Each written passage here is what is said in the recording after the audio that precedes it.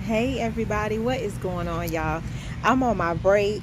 I decided, and I'm not an outside girl. I decided to come out here, sit on my porch, drink my thing of lemonade, and chill while I'm on my break, waiting on my last two clients for today. And I just wanted to come live and talk to you guys for a little bit. I had a young lady, a client today. She said that she's always gone to male or men stylists, never had a female do her hair. So I was like, okay, this is gonna be a challenge. So we were talking on last night, and just going over my credentials as a stylist, because people that never came to you, they be feeling kind of leery or whatever.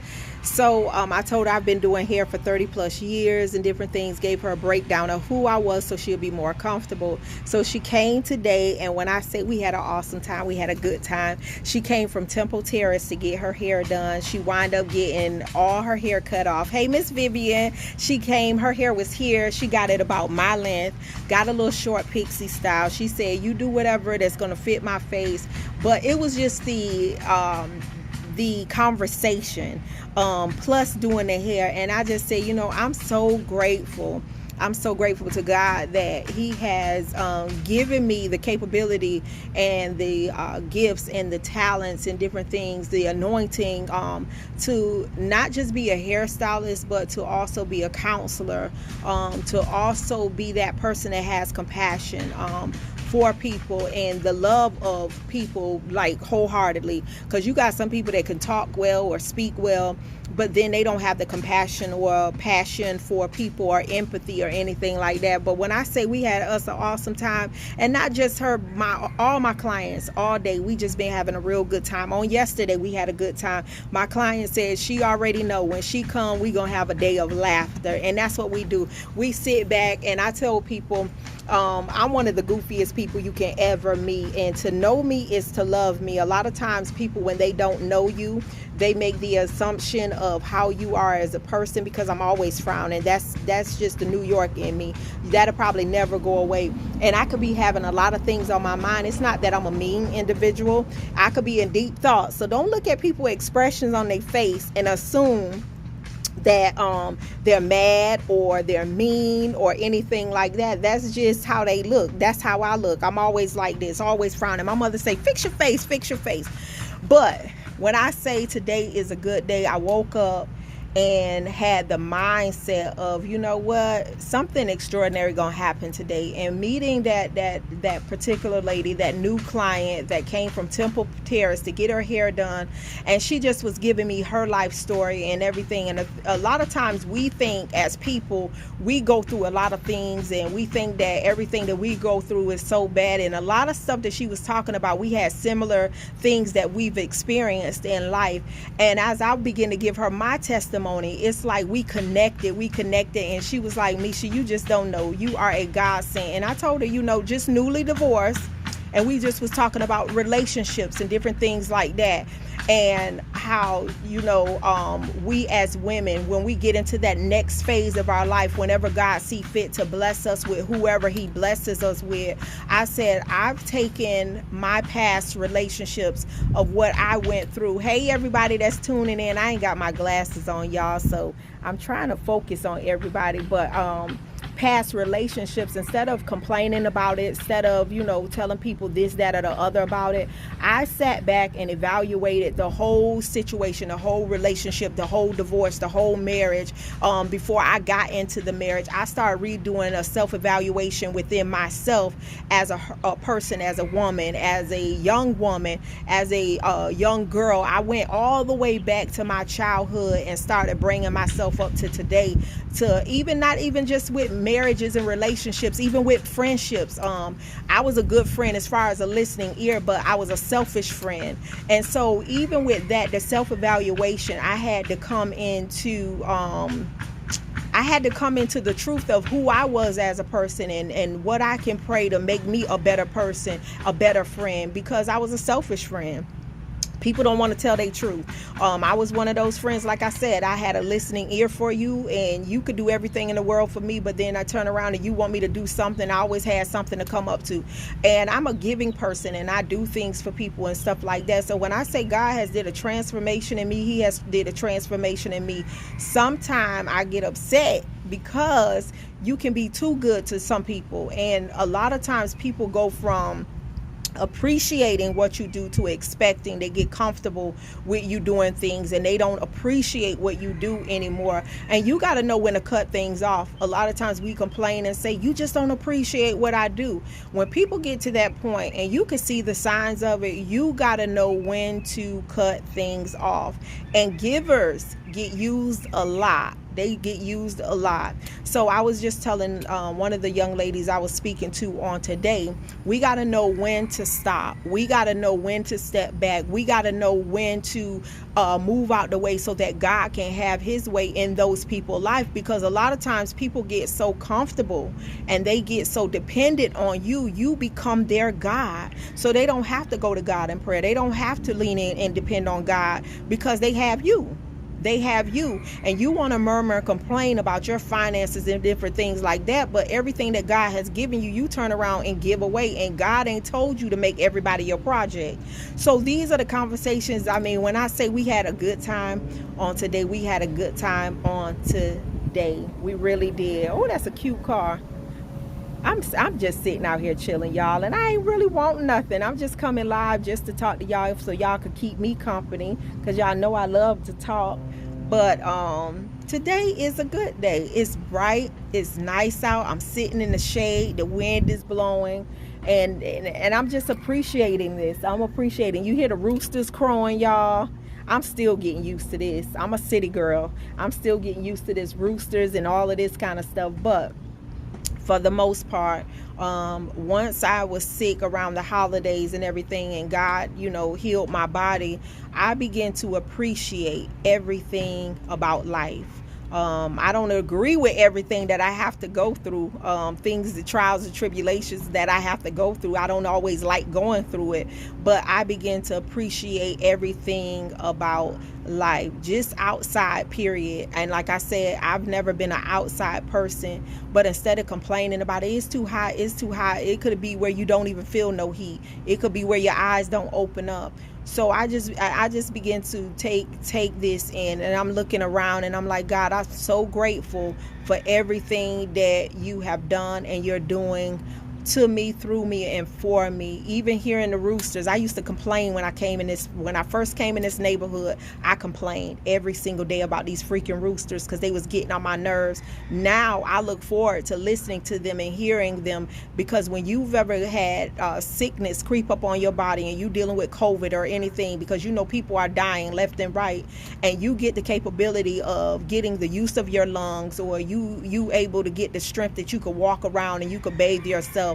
It's like you don't take things for granted no more, and you shouldn't be taking people for granted, but some people do not learn, and they do. But I'm just out here relaxing, enjoying this 30 minutes, waiting on my client, and I decided to come live and talk to you guys. But for the most part, I just was telling you basically how my day has gone so far, and what I dealt with and what I was going through on yesterday, and enjoying my clients and our conversations, and appreciating God giving me the capability to, run my mouth and talk to people and encourage people and uplift people. And then for people, the feedback that people give you, because sometimes we think that we just running our mouths and we just talking and we just doing a lot of jibber jabber. And then all of a sudden I get messages and people telling me, Misha, I just want to say I appreciate you and I thank you. One girl was just saying that the lady I did today that said she never had a woman do her hair, she was bragging on me. And I'm saying, you know what, God, I thank you. Not for me to get the big head or get besides myself, but I thank you that I'm not just running my mouth and talking jibber jabber, but I'm making a difference in somebody's life. That is the point of it. This is our superpower, ladies. When God has given you a voice or the capability to talk to people and be transparent to people and witness to people and give a testimony of your life, do it. Do it. Don't let the enemy tell you to shut your mouth, you talking too much or whatever. I had somebody say, you long-winded. Yeah, when God say shut up, then that's when I shut up. If he say do a 20-minute live, then do a 20-minute live. If he say do an hour live, I'm gonna do an hour live. I'm learning to be obedient, because you never ever know when somebody is gonna hear what you're saying and it makes a difference. I remember a guy on one of my lives, and he said, I never watch your live, right? And I be talking and I see stuff popping up, but if I ain't got on my glasses, sometimes it be real blurry. And he said, your live saved my life. And he said he was going to commit suicide. A friend of mine from New York, she said that she was just wrestling and going through, and she wasn't even on Facebook, and her phone fell. And when she went to pick it up, Facebook popped up and my live was on. And she said that day, my live saved her life. And it just gave me the confirmation. Keep doing what you do. Everybody don't agree with what you do, but if God has told you to do something and you're doing it, and you may not even see a whole mass of people following, it does not matter, because it's not about the mass. If it's just one person got something from it, keep doing what God told you to do. It's not in vain. It's not in vain. A lot of times it feels like it's in vain, even when you're wrestling and you're going through, and God tells you to open up your mouth and speak your truth. Witnessing starts with you first. Witnessing starts with you first. When I begin to tell people God is your provider, or different things that I went through and everything, God is telling you to open up your mouth, because this is your superpower. There's life and death in the tongue. So as you're speaking positive to other people, you're not just speaking it to them. Guess who else you're speaking it to? You're also speaking it to yourself. So you never ever know who's wrestling or who's going through whatever they're going through, whether it be male or female. Don't let those naysayers that's hating on that anointing or that calling in your life make you shut up. Because sometimes people don't even realize they're just negative, and they coming to you and they telling you, you always on live, or you always posting stuff, or you always this and you always that. And I'm like, if it bothers you that much, then unfollow me. Unfollow me.